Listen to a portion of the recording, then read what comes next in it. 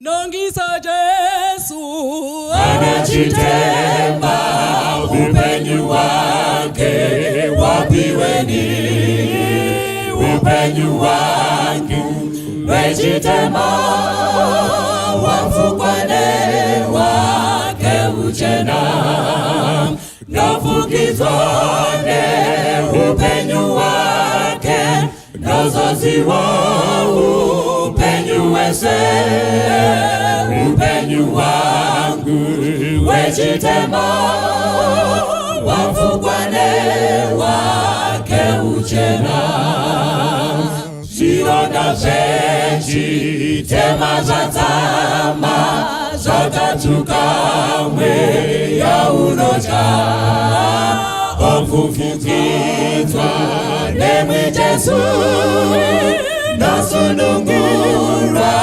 nemutemo nofukizwane upenyu wake nozoziwa upenyu wese upenyu wangu wejitema wafukwane wake uchena Dora kuziwa rusununguro Jesu andipa uochena naikashira yangu narasa ndinofeka upenyu wenyu nofukizwane upenyu wake nozoziwa upenyu wese upenyu wangu wejitema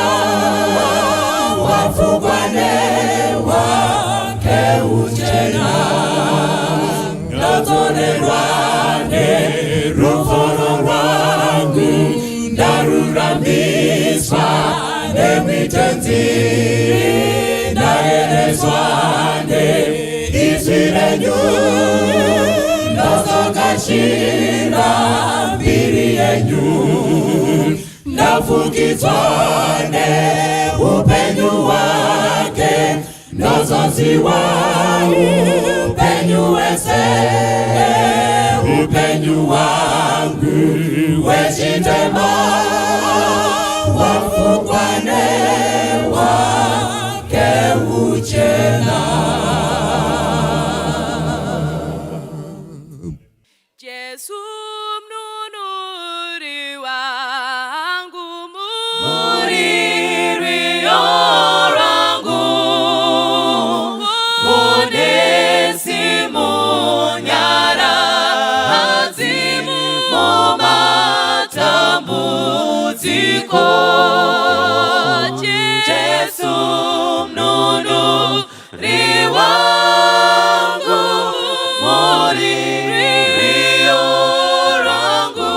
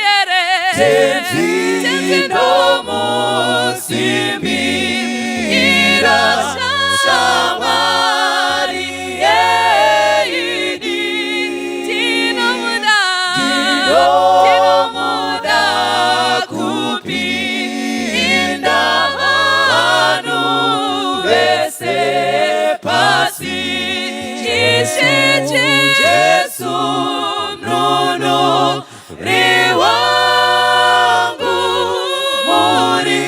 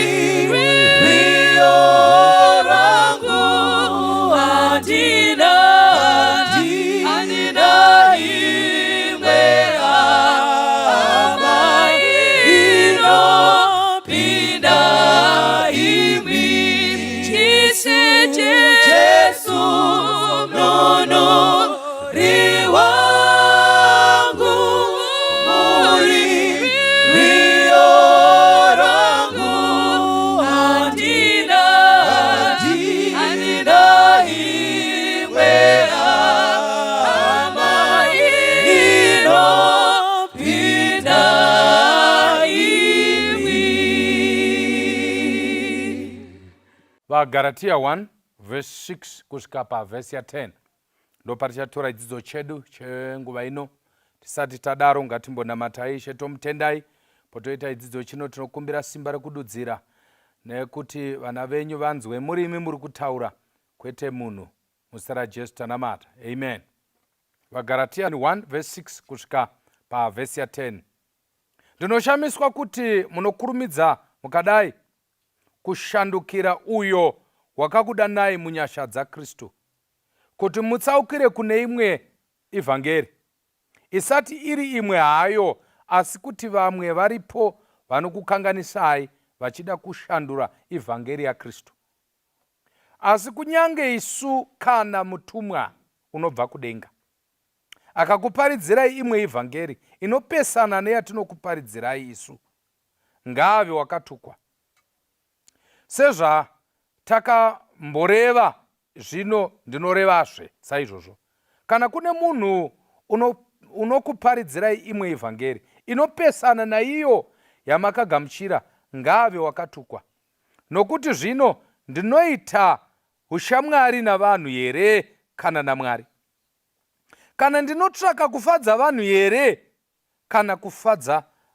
kana ndaifadza vanhu, nazvino handaiziva muranda waKristu. Pane nyaya vaGalatia vachinyorerwa tsamba iyi naPauro unotsanangura kuti nyaya dzatakataura, mukatarisa mavhesi ekutanga achitsanangura nyaya iyi, anotaura pamusoro pedzidziso ine chekuita nekufa nekumuka kwaJesu, the resurrection of Christ, and also issue ine chekuita nekuti hakuchisina kana zvekuti uyu akadzingiswa uyu haana. Saka Pauro ari kuti panapa, makasika seiko kubva padzidziso yatakakupai? Zviri kushamisa Pauro hakusi kuti vanhu kubva kwevanhu, but speed yavaita pakubva.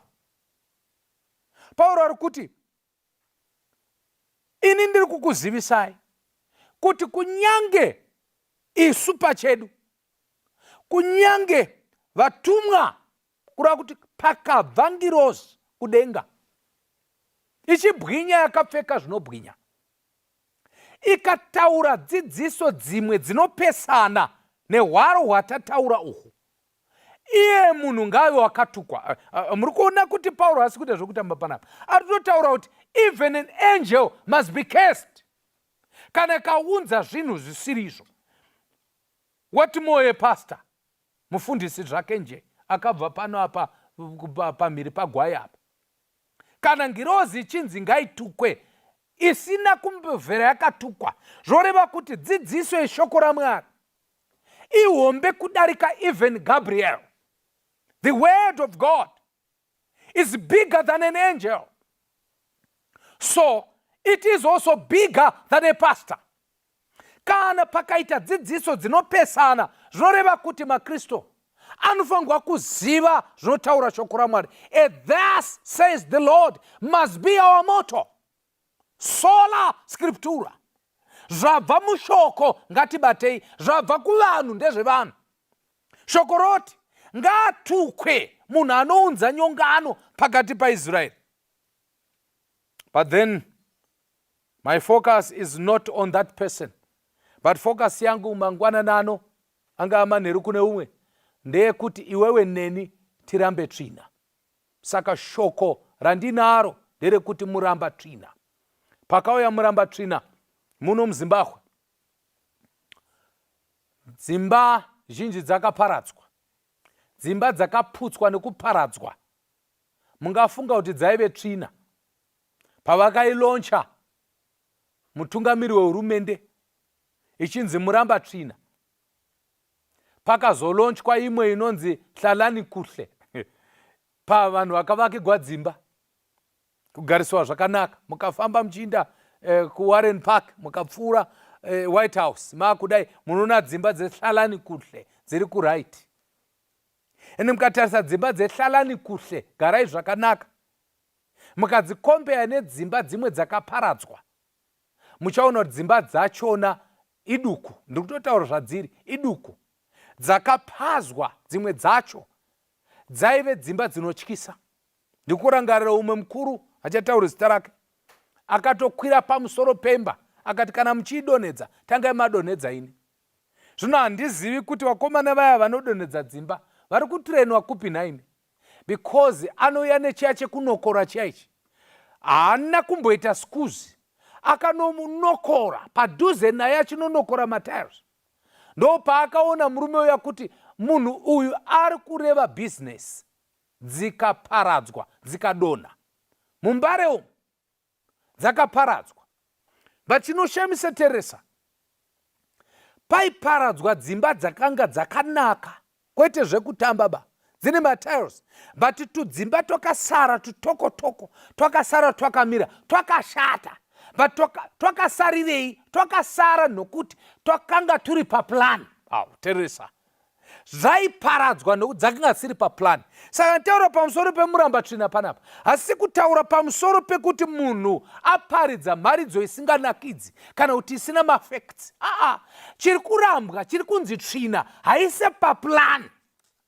Kana dzisiri nyaya dzeruponeso, dzekubvisiwa kwedu kubva kuIgipita tichinda kuKenani, itsvina. Hadzisi paplan. As long as dzisingasimudziri muchinjikwa, Jesu akarovegwa akamuka, itsvina.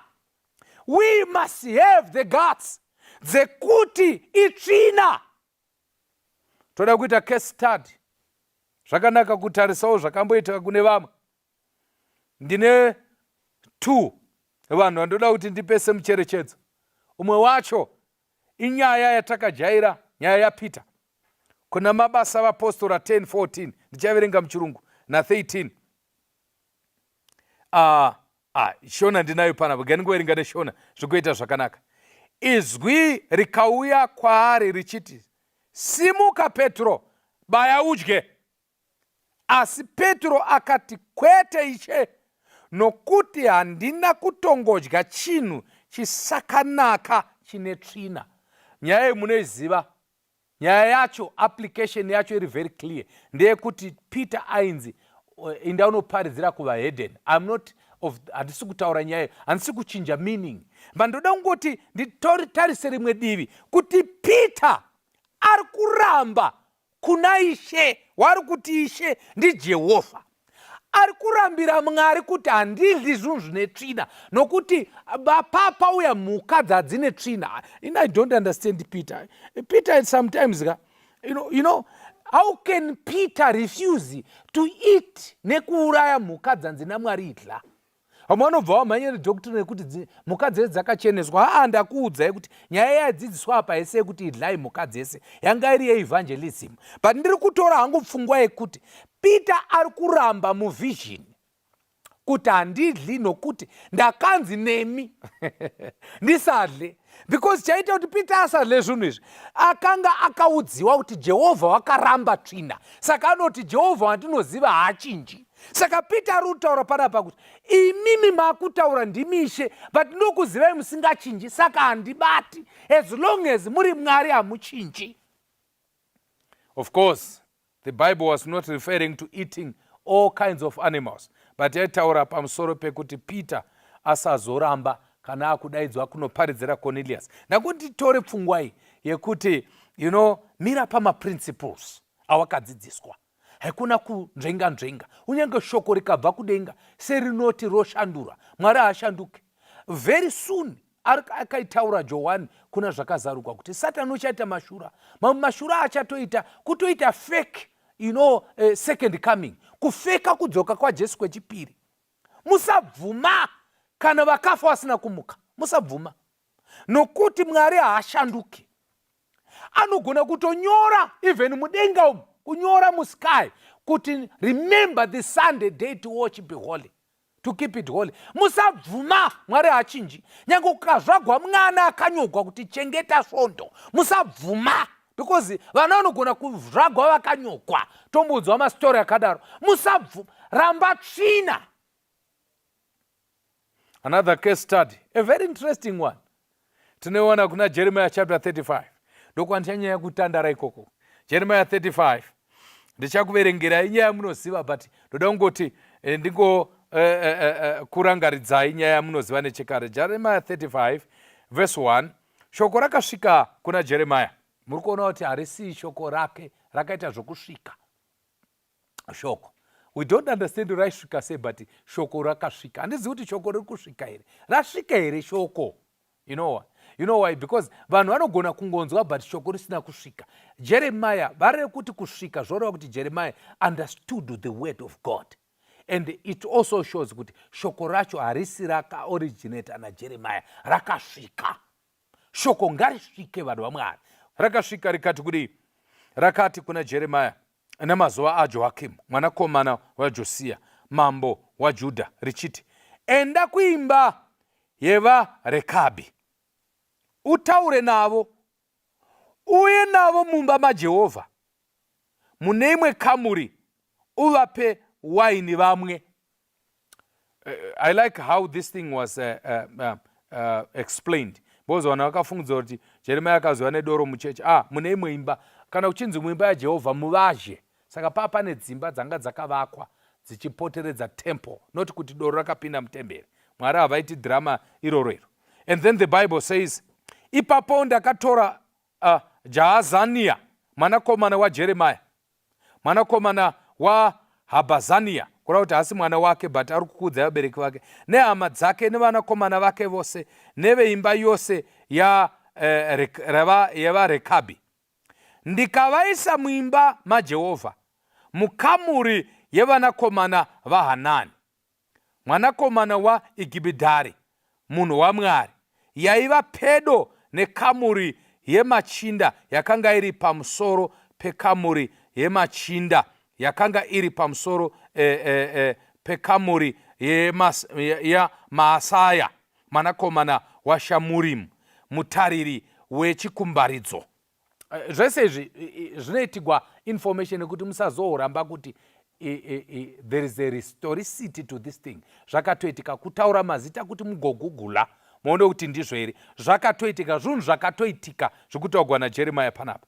And then ndikagadza pamberi pavo napamberi pavanakomana veimba yavaRekabhi mbiya dzizere newaini nemikombe, ndikati kwavari, imwai waini.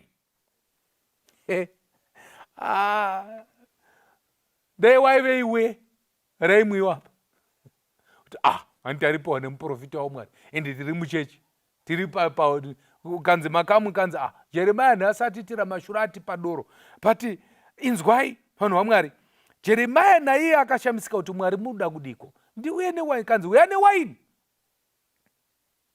uya nayo ipa vanhu. Ndokubva atovapa nemagate nembiya dzadziripo nemikombe yekucheresa. In case vangazoti hatina chekucheresa, akati uya nemikombe vachere vamwe. Teresa what they said.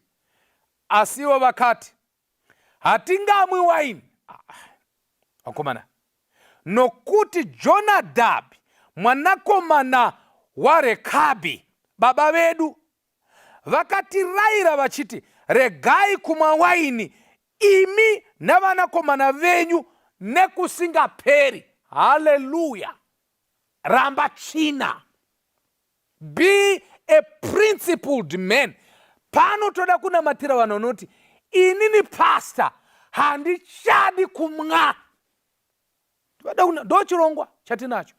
Even kuputa handichadi. Izvi zvemadzimai ndapfira pasi kuti handichadi. Ndoda kunamatira panapa. Be principled. Vanhu ava vakati, hongu ndiwe Jeremiah, hongu iwaini tiri kuinzwa, hongu mukombe uripo, hongu tiri mukamuri yepachechi, tiri muvazhe yechechi, and we are convinced you are a true prophet of God. That one given. Hatisi kuramba ba. Tiri kutovhuma futi kuti idi iri shoko raMwari. Hatirambi kani Jeremiah kuti wakatumwa naMwari. Tiri kubvuma isu tese nemhuri yedu iri pano. But one thing for sure that we want to tell you, tisingadi kuita mince our words. Hatimwi wine. That's the first thing. Takukupa reason hakusi kuti hainaki, hakusi kuti haidhaki, hakusi kuti hatina mari yekutenga, tagara hatisi kutenga panapa, uri kutipa mahara. But reason atoda kukutaurira ndeyekuti takaudziwa isu nababa vedu, dzitateguru redu. Jonadab akatitaurira akati, musamwe waini dzinza renyu rese, kwete one day, kwete pa Christmas, kwete pa New Year, but nekusingaperi. Saka toda kukuudza pachena. In other words, vari kutoti tiri kuziva kuti you are the mouthpiece of Yahweh. We respect that.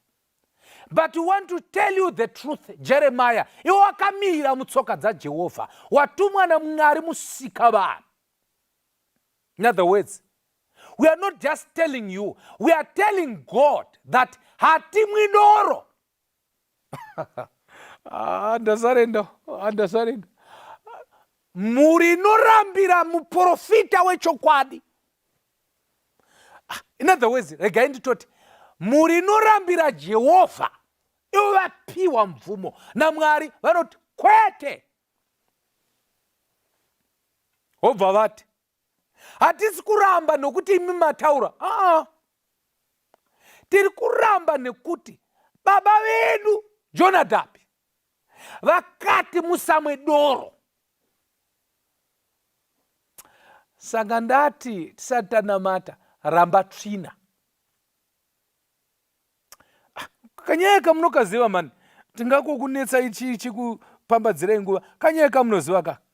Regai ndiinde pa verse 19.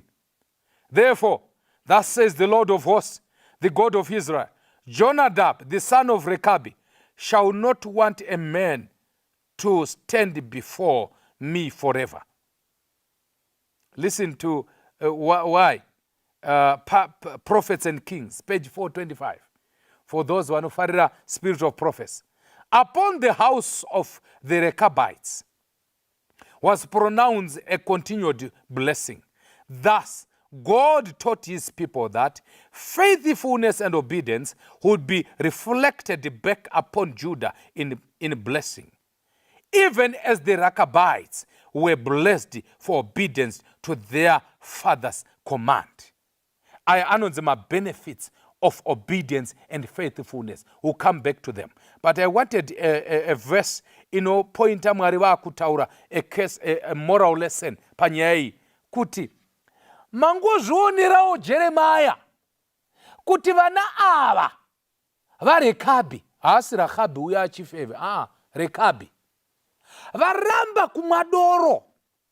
Chikonzero vakupai kuti baba vavo Jonadab vakatofa, vakasiya vataura kuti musamwe doro, uye patonzi musarime minda nekugara futi mudzimba dzakavakwa. Vakanga vakaomesegwa vanhu. But vakati, nekuti baba vedu vakataura, zvino inini ndakataura kangani musinganzwi. Ndo leseni yaMwari panapa. Ndakataura kangani musinganzwi imi Judah. I've said these things over and over again. Muri kukundwa nevanhu vakataurirwa nemushakabvu, but ini ndiri mupenyu. Munoramba pameso pangu ndiripo, hamubvumi zvandinenge ndataura. Ava vari kuramba iye akatofa baba vavo, indiri mupenyu nekusingaperi, but hamubvumi zvandinotaura. Handizivi vanhu vaMwari. There are many at times patinoramba chokwadi chiri pachena. Nda kukutaurirai ndisingaendi kure, ndisingakukunzvengi. What does the Bible say about marriage? Haitauri here kuti mukadzi nemurume, kwete murume nevakadzi, kana kuti murume nevarume. What does the Bible say about marriage? Haitauri here pachena kuti murume achasiya baba namai vake, onamatira mukadzi wake. Mukadzi wove nyama imwe. Maona kuti process ndeyekuti haugoni kunopinda muimba mubedroom nemunhu wausina kupiwa nevabereki vake. The Bible is clear. But imi munoramba. But munotaura pachena kuti ndinoyera mhofu, saka handidli nyama yemhofu. What does that mean, kuyera mhofu? Isusu hatidli gwai because tinoyera gwai. Moramba nyama yegwai yakanzi idlai nemawanda akaparadzana ichizeya. But munoramba. But Jehovah anoti chengeta Sabata. hamuchengeti, munochengeta svondo. Ramba tsvina. Ndipo mukana wokunamatira hama yako nemukana wokukunamatira. Chirongwa chino ndechekunamata, sisi chongoparidza ndechekunamata. Chakamuchiona uchiita maminitsi mashoma, timbonamata chikunamatira kuti une here zvimwe zvinhu mukati meupenyu hwako zvauri kuti gore rino pastor noda kupfira pasi, handichazvidi. Ndizvo zvanoda kukunamatira chete. This is the program yatinayo this morning. Hatina chimwe chirongwa. Maybe hausiwe pamwe hama yako, toda kuti mbomunamatira. Uri kuti tatambura nechunhu ichi. Unoziva kuti it's so embarrassing kuti munyika ino iri kunetsa zvinhu iwe unofuma wakadhakwa. This world iri kutonetsa vanhu vari sober chaivo, vasina kana chavamwe nekuputa, but onjese vakadhakwa nekuti situation yacho yakatodhakwa. Iwe unotodhakwa futi. You cannot survive in this environment. You need to be sober with Christ. So I'm just asking kuti uri umwe here wevanhu panapa pagroup unogona usanyora kuti ndini Mwari hasi mufumuri wavanhu, but unozviziva kuti une chimwe chinhu chaunotoziva kuti this habit, but ndoda kuti gore rino ndirambe tsvina, zvese zvisiri paplani yaMwari itsvina. I want to pray with you. Could be your friend, could be your son, could be your daughter, or even your husband, your sister or your wife. Anetsika isiriyo, haisi paplani yaMwari. That one must go. Whether yakanaka sei, haisi kuputsiwa nekanzuru kuti haina kunaka. Imba yako yakanaka kutodarika iri paplani, but haimo paplani yekukanzuru. Hallelujah. Pane zvimwe zviripo zvakatonaka ende zvinhu zvacho zvakanaka, but hazvisi paplani yekudenga. They must be destroyed. Pray with me. Ishe wokudenga, tinokutendai nekuda kwevana ava, vana vaJonadhabhi, vana vaRekabhi, vanoti hatimwe nokuti takaudzwa. Auya munhu wenyu uya anotonzi nedzinza irombe, but ari kuti handichamwi. Haasi kuramba doro risipo. Vana vaRekabhi vana kuriramba risipo, riripo. Haasi kuramba nokuti fola yapera, irimo. Inotonzi 20 anayo, but ari kuti ndorasha. Firiji ichishinyira nedoro. We want somebody to testify next week kuti pastor, murume wangu akarasha doro, akapotsera kure, akaisa mbini, akati handichadzoke kudoro. That person must be blessed in the name of Jesus. Ati gore rino handichabati tsvina, muramba tsvina. Muzita raBaba nereMwanakomana nereMweya Mutsvene. Amen. God bless you. Uzerene kuneswa ana nzvimbo ya Jesu, wabatwa nemirau ana nzvimbo ya Jesu. Amire pansiwo, gugudza munze onyengerera ana nzvimbo ya Jesu. Unopambadza nguva ana basa raJesu. Usapambadze simba ana basa raJesu. Hauwezi kukunda kana kuwa na Mweya, zaita warasika ana basa raJesu. Unotsvaka ufumi ana nguva ya Jesu. Usingabati basa ana nguva ya Jesu. Rufaro neufumi ndizvo zvinounora, kuyedza kuzvifadza ana nguva Jesu, watakula zenando, ana mchero wa Jesu, auna bamisumbu, ana mchero wa Jesu, auna kana shiro, kuripa basarako,